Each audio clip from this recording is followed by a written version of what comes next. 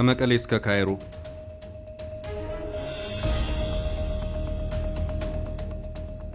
በትላንትናው ዕለት ሁለት ሁነቶች ታይተዋል። አንደኛው መቀሌ፣ ሌላኛው በግብጽ የቀይ ባህር ዳርቻ ሻርም አል-ሼክ የሆነ ነው። በአንደኛው ጥረት፣ በሌላኛው ደግሞ ፌሽታ። የግብጽ የቀይ ባህር ዳርቻ ሻርም አል-ሼክ ከተማ ፕሬዝዳንት ዶናልድ ትራምፕን ጨምሮ ከ20 ያላነሱ ሀገራት መሪዎችን አስተናግዳለች። ይህ የሆነው ትላንት ምሽቱን ነው። የግብፁ ፕሬዝዳንት አብዱልፈታህ አልሲሲም ደስታቸው ወሰን አልነበረውም።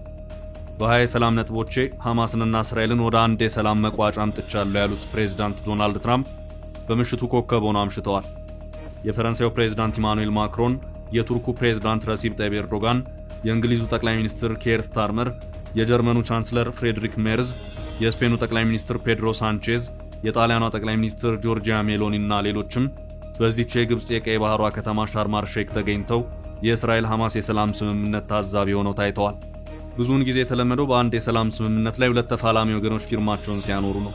በትላንት ምሽቱ የሻርም አል-ሼክ የሐማስ እስራኤል የሰላም ስምምነት ላይ ፊርማቸውን ሲያኖሩ የታዩት ፕሬዝዳንት ዶናልድ ትራምፕ፣ የግብፁ ፕሬዝዳንት አብዱልፈታህ አልሲሲ፣ የቱርኩ ፕሬዝዳንት ረሲብ ጣይብ ኤርዶጋን ናቸው። የፍልስጤሙ ፕሬዝዳንት መሐሙድ አባስ በቦታው ቢገኙም ድርሽ ያስደረጋቸው አካል የለም። አንድም የእስራኤል ተወካይም አልታየም። ነገሩ የተወሰነ ግራ አጋቢነት የሚታይበትም ነበር። ከግብፁ ግራ አጋቢ የፊርማ ስነ ስርዓት ነገሩን ወደ መቀሌን መልሰው። መቀሌ ቀኑን በውጥረትና በጭንቀት አሳልፋለች። በእርግጥ በቀጣይ የትግራይ ፖለቲካ ወዴት ነው የሚያስብል ጥያቄን ያጫረ ክስተት በመቀሌ ጎዳናዎች ላይ ታይቷል። መቀሌ በትላንትናው ዕለት ደሞዝ ይሰጠን፣ ጥቅማችንም የሚከበር ያሉ ታጣቂዎች ከካምፓቸው በመውጣት ከተማዋን አጥለቅልቆ ታይተዋል። በርከት ያለ ቁጥር ያላቸው እነዚሁ ታጣቂዎች የመቀሌ ዙሪያ ጥበቃ መሆናቸውን ከስፍራው እየወጡ ያሉት መረጃዎች ያመለክታሉ።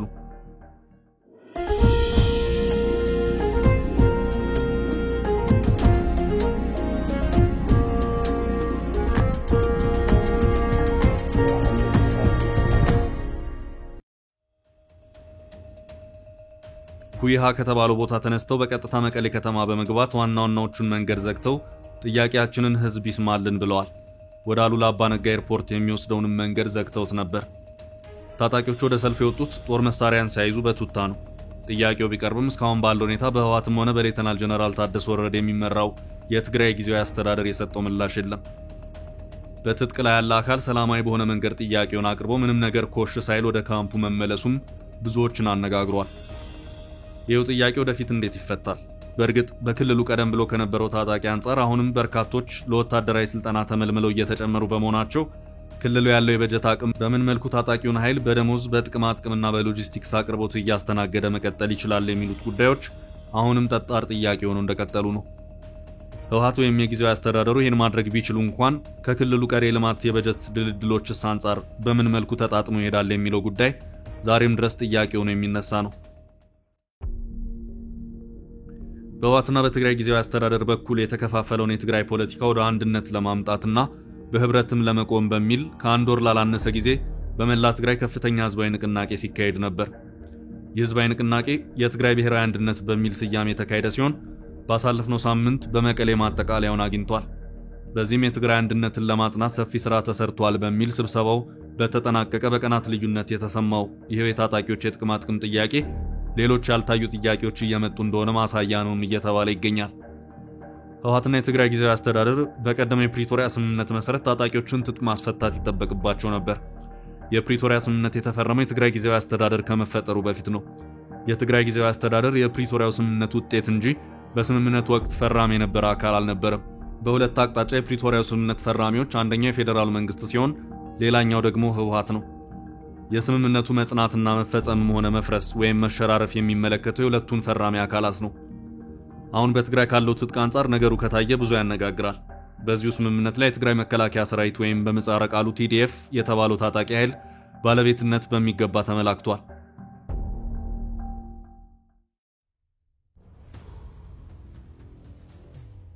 ስምምነቱ የህወሓት ተዋጊዎች በማለት ያስቀምጣል።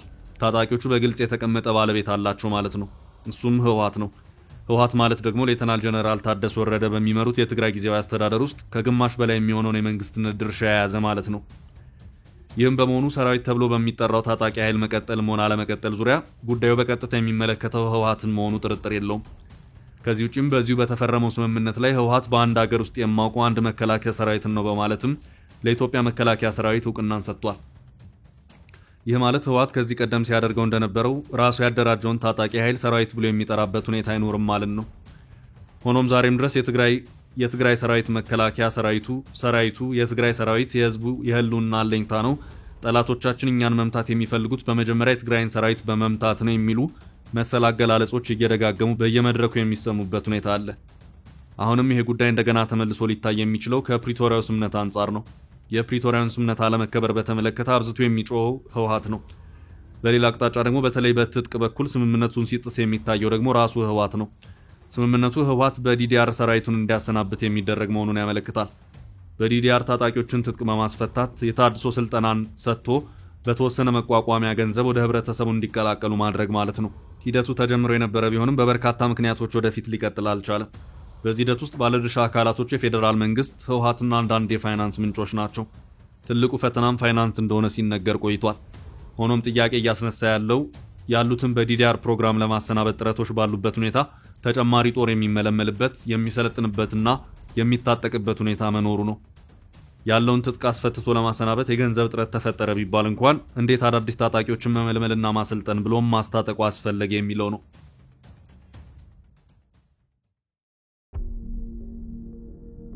ለዲዲአር ገንዘብ ካልተገኘ እንዴትስ ለአዳዲስ ሰራዊት ስልጠናና ትጥቅ ገንዘብ ተገኘ የሚለውም እንደዚሁ ሌላኛው ጥያቄ ሆኖ የሚነሳ ነው። ይህንን በመቶ ሺዎች የሚቆጠር ሰራዊት መቀለብ፣ ደሞዝ መቁረጥ፣ ጥቅማ ጥቅምስ መስጠት እንዴት ይቻላል? ክልሉስ ይህን በማድረጉ ከቀጠለ ቀሪ ልማት ስራውስ በምን መልኩ ይካሄዳል የሚለውም እንዲሁ ሌላኛው አንገብጋቢ ጥያቄ ሆኖ የሚነሳ ሆኗል። ውጤቱም በትላንትናው ዕለት የታየው አይነት የታጣቂዎችን እንቅስቃሴ አስከትሏል።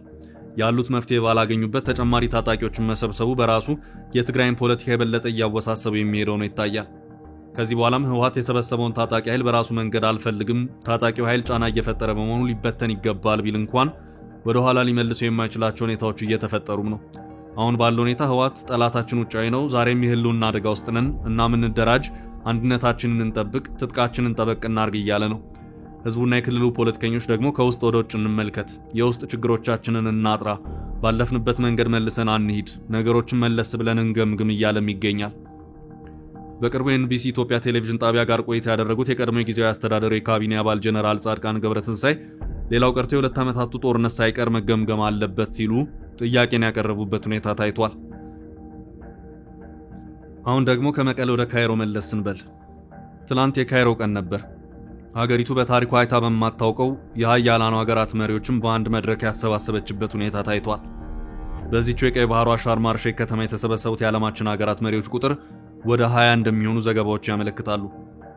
ስለ ህዳሴው ግድብ ደጋግሞ በማንሳት ግብፅን ለማስደሰት ሲጥሩ የከረሙት ፕሬዝዳንት ዶናልድ ትራምፕ በትናንትናው ዕለት ከፕሬዝዳንት አልሲሲ ጋር ተገናኝተው ቢመክሩም ያሉት ምንም ነገር የለም።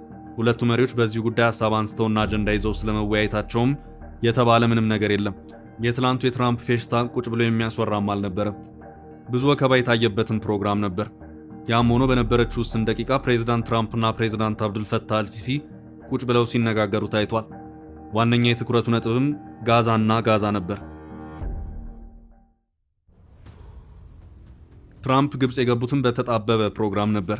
በመጀመሪያ በእስራኤል ቆይታ አድርገው በዚያም በእስራኤል ፓርላማ ወይም ኬንሴት ንግግር በማድረግ ብዙም ትንፋሽ ሳይወስዱም ነበር ወደ ግብፅ ያመሩት።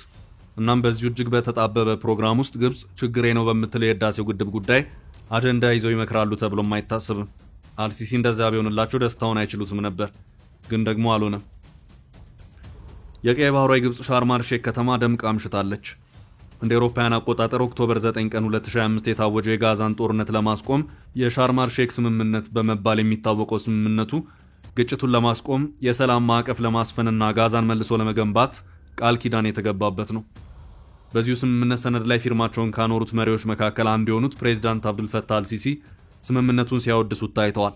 ሀገራቸው ግብፅ የጦርነቱ ማዕከል ለነበረችው ጋዛ አዋሳኝ በመሆኗ አልሲሲና መንግስታቸው በከባድ ፈተና ውስጥ ነበሩ። አልሲሲ በዚሁ በምሽቱ ሻርም አል ሼክ ንግግራቸው እውነት ለመናገር ይህ ስምምነት እውነተኛ የተስፋ ብርሃን መወለድን የሚያበስር ስኬት ነው። በሰው ልጅ ታሪክ ውስጥ የስቃይ ጥግ የታየበትን ምዕራፍ ለመዝጋት ብሎም በመካከለኛው ምስራቅ አዲስ የሰላምና የመረጋጋት ዘመን ለማምጣት የሚረዳ በጎ አዲስ የታሪክ ጥፋት ነው ብለውታል። የሰላም ስምምነቱ ሳይደነቃቀፍ ወደፊት እንዲቀጥልም ሀገሬ ግብጽ ተግታ ትሰራለች ሲሉም ፕሬዝዳንት አብዱል ፈታህ አልሲሲ አስታውቀዋል። በአረብ እስራኤል ጦርነት ግብጽን ጨምሮ አረቦች በጦርነቱ ከተሸነፉ በኋላ ግብጽ ለእስራኤል ዕውቅና በመስጠት የመጀመሪያው አረብ ሀገር መሆኗ የሚታወስ ነው። በዚህም የሀገሪቱ የወቅቱ ፕሬዝዳንት አንዋር ሳዳት ወደ ኢየሩሳሌም አምርተው ንግግር ያደረጉበት ክስተትም ብዙዎችን ያስገረመ የታሪክ ክስተትም ነበር። ፕሬዝዳንት ዶናልድ ትራምፕም ቢሆኑ በምሽቱ ንግግራቸው ይህንኑ ጉዳይ ወደ ኋላ ሄደው በትውስታ በመቃኘት ግብጽ ሰላም ፈላጊ ሀገር ናት በማለት አወድሰዋል። ትራምፕ በዚሁ ንግግራቸውም የሳዳትን የእስራኤል ፓርላማ ንግግር አስታውሰው ያወሳኝ ወቅት ለተከታታይ ትውልዶች የህይወት ዕድል የሚሰጥ አዲስ ቃል ኪዳን የከፈተ ነው ሲሉም ተናግረዋል። አሁን ወሳኙ ነጥብ ያለው ፍልስጤም ሉዓላዊነቷ የተከበረ በሌሎች ሀገራት ዕውቅና ያላትና ግዛቷን በግልጽ የምትታወቅ ሀገር መሆን አለባት የሚለው ላይ ነው። በዚህ ዙሪያ የተለያዩ ሀገራት መሪዎችም አጽንኦት ሰጥተው ተናግረዋል። አልሲሲም ቢሆኑ ይህንን ጉዳይ ጠንከር አድርገው አንስተዋል። ፍልስጤም ግዛቷ የታወቀ ሀገር መሆን ካልቻለች የስምምነቱ ግርግር ዋጋ የለውም በማለት አጥብቀው የሚያሳስቡ በርካቶች ናቸው።